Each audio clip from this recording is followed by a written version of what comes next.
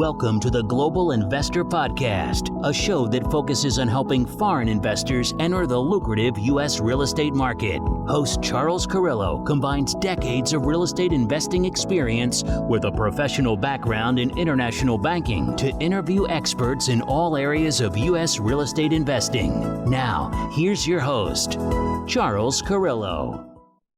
Do you have money sitting in the stock market and you're worried about it? Or worse, you have money sitting at the bank, not keeping up with inflation? My name is Charles Carillo, founder and managing partner of Harborside Partners. And since 2006, I've been investing my money and my family's money into income-producing properties. These are real assets, real properties with real addresses that produce real cash flow. At Harborside Partners, we provide passive investors who love real estate with a turnkey investing solution. If you want to put your money to work in real estate but can't find deals, don't have the time to get funding, and the last thing that productive people want to do is manage real estate. We find the deals, we fund the deals, and we manage the tenants, the termites, and the properties. Partner with us at investwithharborside.com. That's investwithharborside.com.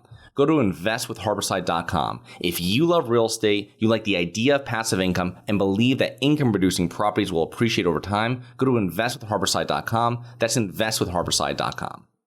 Welcome to another episode of the Global Investors Podcast. I'm your host, Charles Carillo. Today we have Andrew Reichert and Daniel Croce. They are co-founders of Birgo Realty, a Pittsburgh-based private equity real estate firm with over $270 million in assets under management across over 2,800 multifamily units. It is a vertically integrated company with over 80 employees handling everything from property acquisitions, asset management, to on-site property management. So thank you two for coming on the show today. Yeah, thanks for having us, Charles. Glad to be here. So tell us a little bit briefly about yourself, your backgrounds, both personally and professionally, prior to getting involved in real estate investing. Sure, I'll go first and I'll let Dan go. So personally, I grew up in a family that was not entrepreneurial, not into real estate.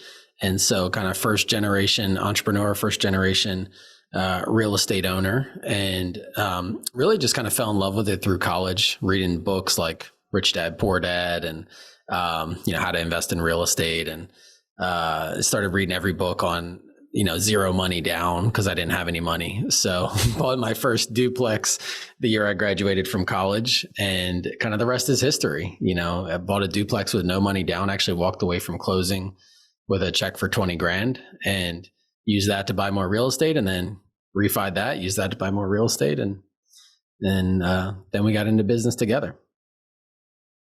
Nice. Awesome. Cool. Yeah, and I can reciprocate. I grew up in Western Pennsylvania. My mom immigrated here from Belgium. My dad met her when he was in the Air Force in Europe. And similar to Andrew, my real estate was not in my family, but my mom was always really prudent with allocating resources. So she was interested in investing. I remember her poring over stocks, and they didn't have much, but they were really diligent with what they did have. It's funny. I actually remember in 2011, I suppose it was, I got a $5,000 inheritance from my grandmother, and I thought, I don't want to put this in the stock market. So I hopped on Craigslist, and I found a row home for sale for 19 grand. So I put $5K down, borrowed 14. My payment was $162 a month, and I got $600 in rent, and was addicted to getting those passive rent checks. So that's how I got into real estate. And like Andrew said, professionally, my background was in accounting, so I was working for a big four public accounting firm, but building my portfolio on the side, and eventually Andrew and I linked up, and the rest is history. So kind of moving forward to what you guys do now in your firm. So I always find it interesting when there's firms that focus on a number of different asset classes. So you guys are in multifamily, mixed use, office, medical office, retail. So can you kind of give us an overview of what your investment strategy is, and what is your criteria when you are acquiring these properties? Well, Charles, that's a little bit incriminating because you're highlighting the fact that we didn't used to actually really have an investment strategy. We just bought stuff. That's not true. Our first fund, our strategy was multi-asset class. And a third of our first fund was allocated to a mixture of service-oriented retail and mostly medical office properties. But somewhere along the line, really as a result of some sort of crucial conversations that we had with some of our investors, in our second fund, we decided to be laser focused on workforce housing in the heartland. And so while it's true that we do still own and operate a diverse type of properties, and we've even gotten to the short-term rental business with Airbnb, we've dabbled with a little bit of everything, but in recent years, we've gotten laser focused on doing one thing, and that's workforce housing in the heartland. And so, yeah, that's what worked for us. Thankfully, we've done okay in some of the other stuff that we did, but I think, it's just in terms of focus and trying to be really good at one thing, we've decided to roll up our sleeves on workforce housing. Yeah, it also makes it easier, I would imagine, with managing that, because it's now you have one kind of, you have one property type that you're always renting out. If someone moves from one property, you bring them to another property. It's not like with your commercial where your vacancies can really kill you because they go for much longer. But can you just, Daniel, you talked about workforce housing, and just so people know, can you explain what your definition of workforce housing is and how you guys work that into your strategy? Sure. And I'll tell you that that's another somewhat incriminating question because we don't have a super crisp answer to it. We've at times sort of shifted a little bit in terms of how we think of what workforce housing actually is. But for us, it's affordability. We're in the Class B, C space, C plus, B minus space. And so, kind of a litmus test thing. We're not doing anything that's Class A, anything that, is not super affordable for the common man. You could think of it in terms of, percentage of income. We tend to be below 20% of income is where our rents are. So pretty much everything we do is what Fannie Mae and Freddie Mac call naturally occurring affordable. So that would be sort of one litmus test for us is in the eyes of the big agencies that they call it naturally occurring affordable. Yeah, that's a great little pocket because you're in that it's a very solid, tried and true, let's say, part of the market where it's not disrupted as much when you're going through all these different parts of the market cycle, I feel. And, you're not in low C where you have issues, and you're not in high B or A where people might be buying houses, or those jobs, someone loses their job in one of those households and they really have to cut back and they're coming to one of your workforce housing properties. So when you're buying these properties and like how you're working with your investors, how are you normally doing a investment horizon? What is your time frame? Do you have a set one? Do you have some investments that are more long term, maybe 10 years plus? Do you have ones that you tell investors, hey, we're going to do this in 5 years, or how does that usually work? Yeah, so we have done things a little bit uniquely in terms of how we've structured our business. And some of that is just my background. I was a fund manager of different kinds of, not real estate funds, before we started our first investment vehicle, the fund manager. And so we just started a fund with our first investments back in 2015. And it was a 10-year fund. And so that gives us a really clean time horizon. We were buying assets in 15 and 16 with the plan to hold them through 2025. And then we started a second fund in 2018. We also called that a 10-year fund. But actually one of the things that we've learned is that that's a really long time to have a hold period and achieve consistently very high returns. Mm-hmm. So you can add value in those first couple of years, and then you refi out, and it's kind of hard to get that consistent value pop. So something that we did last year was form an evergreen fund, and that's a vehicle that enables us to buy assets that are really high quality, but we think we want to own them for 15, 20, 30 years, but maybe not have these giant value pops, but just kind of slow and steady singles and doubles. And then as it would turn out, we just last month launched a new 5-year fund that's an opportunistic fund. So we think of hold period in terms of what investment vehicle are we investing out of, and what's the thesis and horizon for that particular vehicle. But I'd say it can be anywhere on the low end to 2-3 years. They just want to get a quick value pop and get out, to indefinite, open-ended, very, very long-term things. Yeah, I love the idea of the evergreen fund. That's fantastic, because it's true that you have a lot of syndicators that avoid the evergreen fund because you can't get the high returns. But you have investors that don't really care how long you own a property if they get their distributions. So that's awesome. That's a great way of doing that. And I imagine some of your investors asked you or really like working with you because of that. So, but I want to talk about like how you guys are in one market, you're in Pittsburgh, and I'm not sure what areas of Pittsburgh you are, but how does focusing and specializing in just one market assist your company with really identifying good deals for you and your investors?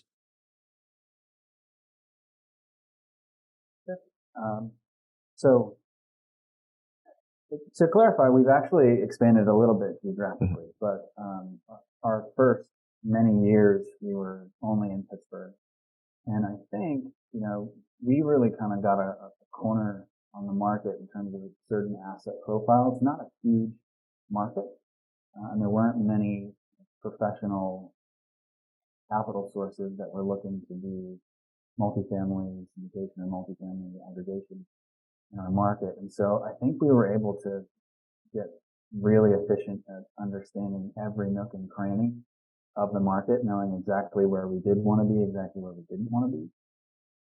And also just, the purchasing power that comes with vendors. We're vertically integrated. So all the strengths, working with brokers, we're the known buyer in the market for a particular property type.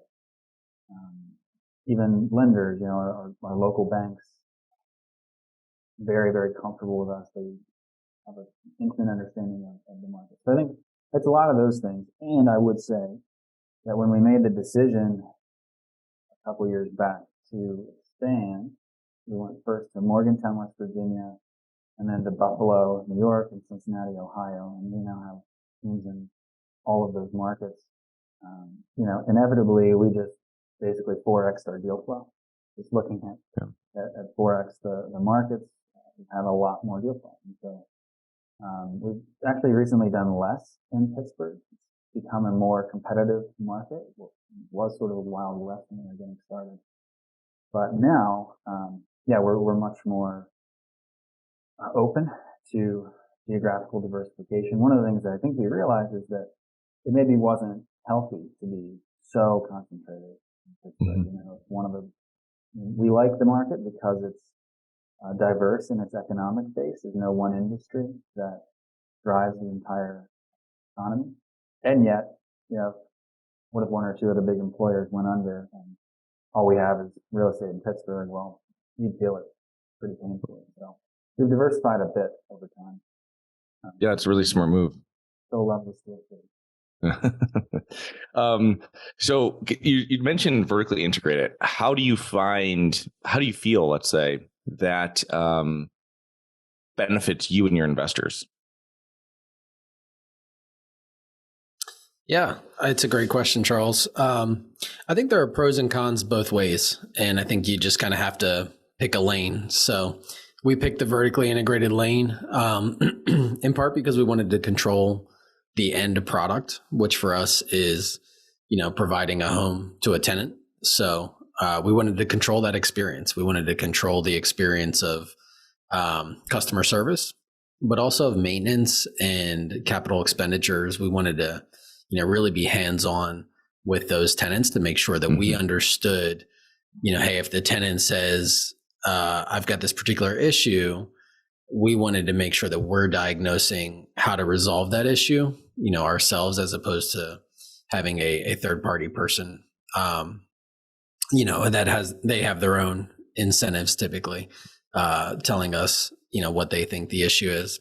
Now, that said, again, there's pros and cons both ways. We had to build out the staff and the team in these markets, and that comes inevitably with growing pains. We've had to learn, new vendors in new markets. Whereas if you hire a third-party property manager, they typically have those relationships existing. So certainly hasn't been perfect, but that was the lane that we chose, and it's kind of really tied to how we think about our purpose and our mission, which is really caring for the tenants. And so we wanted to really control that process. Yeah, you definitely have a lot more control when you're doing the vertical integration, because there's just so many variables with property management. And if you're able to control those, I would imagine, because I've passively invested with a lot of groups that have their vertically integrated. And I think it's a little bit more streamlined when you're getting answers to questions you're asking about how properties are being operated, because it's all the same company. And so it's, technically it's all the same company. So, but that's very interesting. Andrew, one thing, I know you were talking about bettering lives for your tenants. And I know you guys have a company slogan of improving lives through real estate.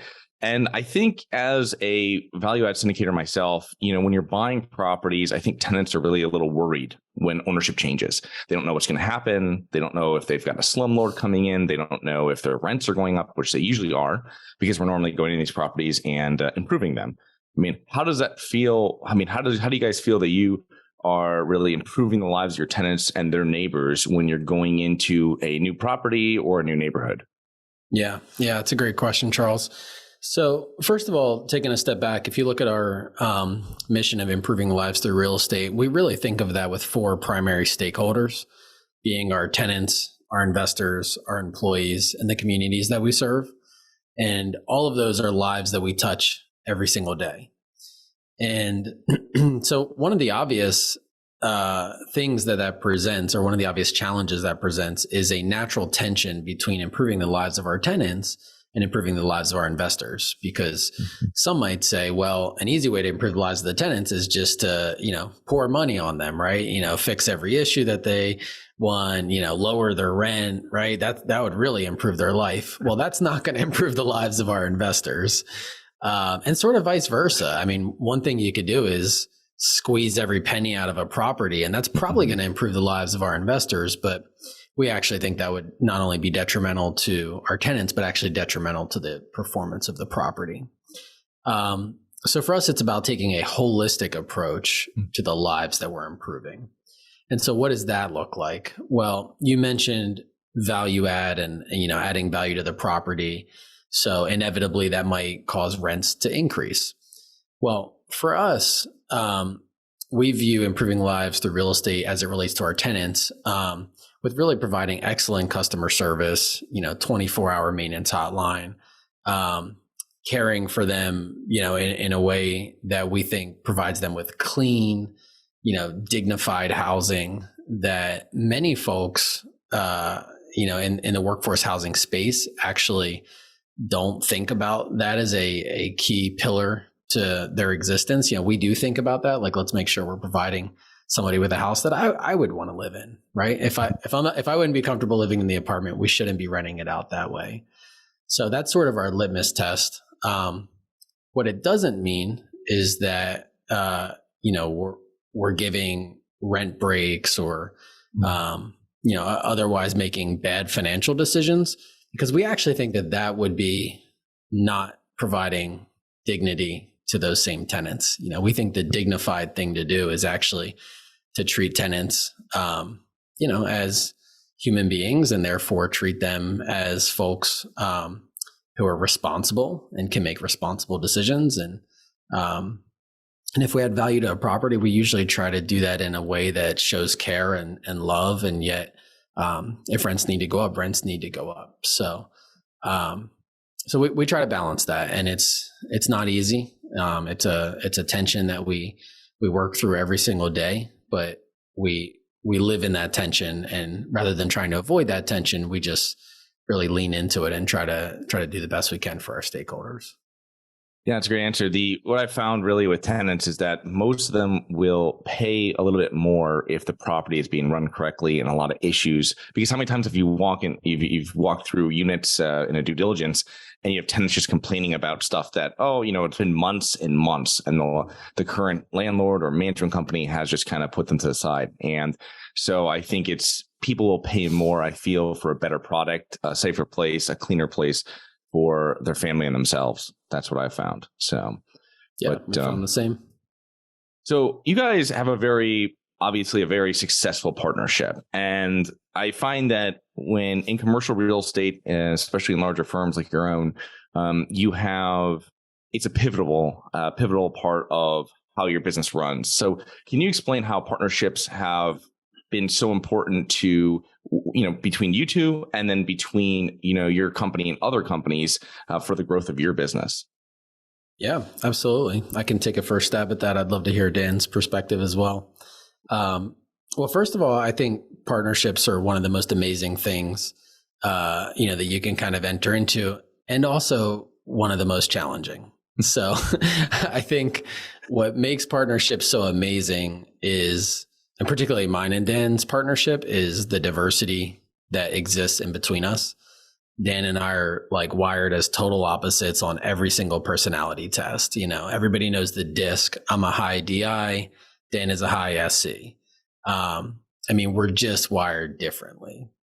And so that creates really incredible strength for an organization like ours, because we just bring different things to the table. That also creates challenge. We communicate differently. We prefer to be communicated with differently. We think differently. We think differently about the financial performance of our assets, and we think differently about how our mission, some of the things we just talked about, how that relates to tenants and investors and our various stakeholders. So one of the things that I would say, first of all, like, we work really hard at that. We're very intentional about our relationship.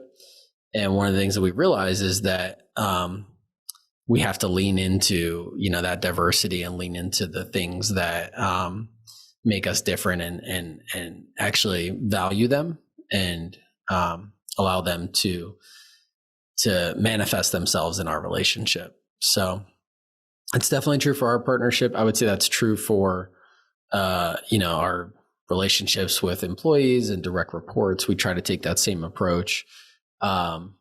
You've probably heard the golden rule, treat others as you want to be treated, but there's like this platinum rule, which is treat others the way that they want to be treated. So in other words, if a person prefers email communication, as opposed to, verbal processing, my approach to that person needs to be that I'm going to send them a detailed email and work through it in email. So I think partnerships really it's understanding the other person, and also having the self-awareness to be able to interact in the way that is most valuable in that relationship. I would say, as it relates to other partners, lenders and other folks that we work with, we take a similar approach, which is, how can this be a mutually beneficial relationship?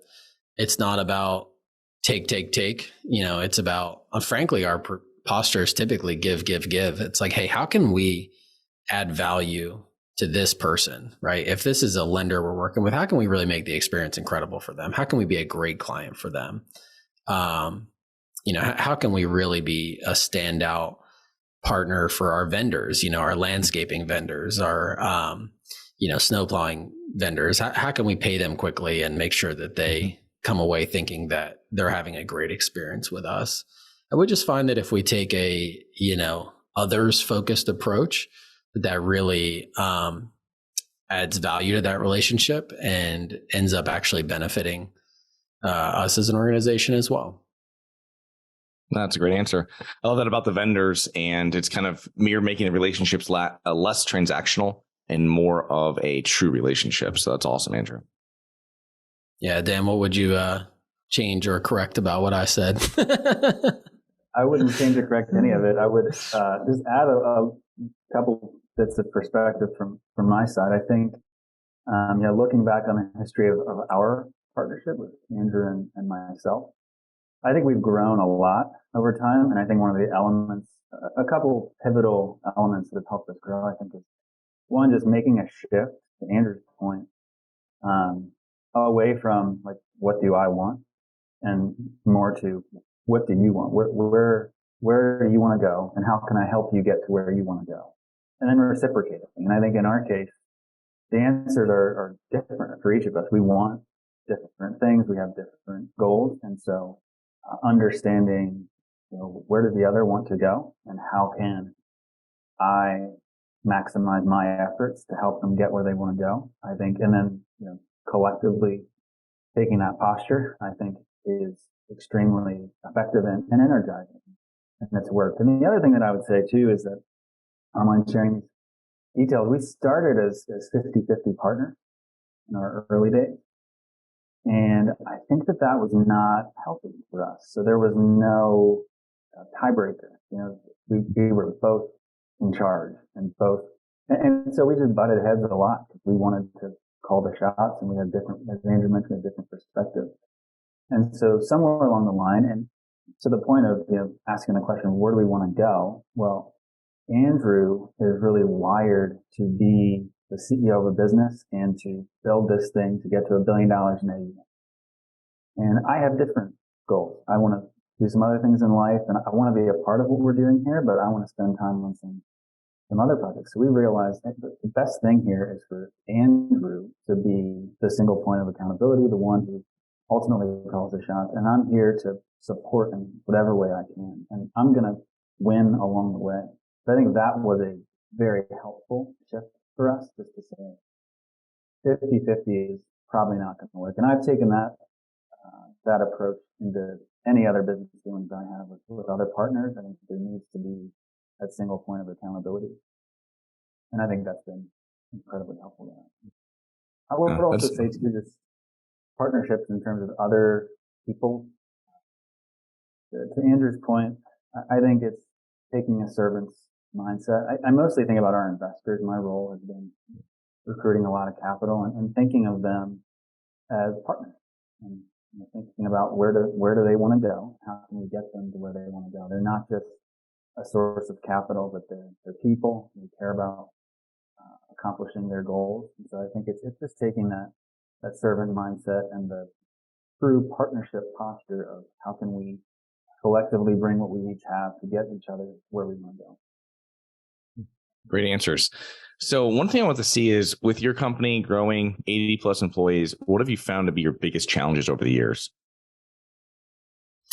Yeah, great question, Charles. So it's an interesting question because I would say each season has brought its own new set of challenges. So, growing from 0 employees to 5 had a whole set of challenges, right? Now we're running payroll and we got to figure out HR policies, right? Employee handbooks. That's like the startup phase of challenges. Growing from 5 to 50 had its own set of challenges, right? Now we're talking about how do we scale systems and processes, and is our accounting system, ready to go to handle this growth, and our HR systems. And so I think that was a very systems oriented growth phase. And now we're trying to grow from 50 to 500, right? We're at like 80 some employees and growing quickly. And that brings its own set of challenges. And I think what I'm finding is that those challenges are often wrapped in getting the right people on the bus. Oftentimes the skill set that's required to run a 1,000 unit portfolio is just very different from the skill set that's required to run a 10,000 unit portfolio. And so we're finding ourselves really trying to hire the right people to help get us to that next level. So I think personnel and, hiring, managing, and when necessary, parting ways with team members is really the primary, focus and challenge that we find ourselves in today. So before we wrap up here, I just want to see for each of you, what do you think are the main factors that have contributed to each of your successes? Yeah, good question. Dan, you want to go? Sure. I mean, I would say that I think we've had a lot of good fortune. Things have worked out well. We've bought at the right time. But it wasn't really I wouldn't say there's anything particularly special about us. We worked hard. I think we've tried to stay humble and put one foot in front of the other. But in general, I take the perspective that gratitude is one of the keys to life. And so I think I would mostly say it's the good fortune of the blessings that we've been fortunate to have, but also working hard, putting one foot in front of the other and staying humble. Yeah, I would echo those for sure. I think those are some of the keys to success. I would also just underscore a few things we talked about in the conversation. I think like diversity of team has helped us and actually been a competitive advantage of ours. Having folks wired differently that care about different things and are just wired to think differently has been a key to success. I would definitely say like our mission has been a key to our success, like actually taking a people-oriented approach and caring for, our employees first and foremost, because our employees are the ones who interact with our investors and our tenants. The way we think of that is, hey, if we take care of our employees, they'll take care of our tenants, and the tenants will take care of our investors, right? So really taking a approach to caring for our employees in a deep way, I think has been a key to our success. And then last, Dan brought up a great point with good fortune and gratitude. I think just taking a humble posture. So humility is one of our core values, and oftentimes we don't know what we don't know, and we're not afraid to say it. So I think people are attracted to humility and like kind of repulsed by pride and arrogance. And so we just take an approach of, hey, we're trying to figure this stuff out. We don't have all the answers. Do you want to come journey alongside of us? And I think that has really helped us to be successful. Well, fantastic. So how can our listeners learn more about you and your businesses? Yeah, sure. Our company's called Birgo, BIRGO. So Birgo.com is our website. We're as Dan mentioned, we launched a fourth fund. So our fourth fund is on our website. We're typically always raising capital. And if any listeners are in the Pittsburgh, Cincinnati, Buffalo area, and you're looking for a good home, we've got some rental units. So you can figure all that stuff out on our website. Awesome. Well, I want to thank you guys, Andrew and Daniel, for coming on the show today. And I'm looking forward to connecting with you guys face to face at some point. Yeah, looking forward to it, Charles. Thanks for having us. Thank you. Hi, guys. It's Charles from the Global Investors Podcast. I hope you enjoyed the show. If you're interested in getting involved with real estate, but you don't know where to begin, set up a free 30-minute strategy call with me at schedulecharles.com. That's schedulecharles.com. Thank you. Thank you for listening to the Global Investor Podcast. If you like the show, be sure to subscribe on iTunes or Google Play to get new weekly episodes. For more resources and to receive our newsletter, please visit globalinvestorpodcast.com. And don't forget to join us next week for another episode. Nothing in this episode should be considered specific, personal, or professional advice. Any investment opportunities mentioned on this podcast are limited to accredited investors. Any investments will only be made with proper disclosure, subscription documentation, and are subject to all applicable laws. Please consult an appropriate tax, legal, real estate, financial, or business professional for individualized advice. Opinions of guests are their own. Information is not guaranteed. All investment strategies have the potential for profit or loss. The host is operating on behalf of Syndication Superstars, LLC exclusively.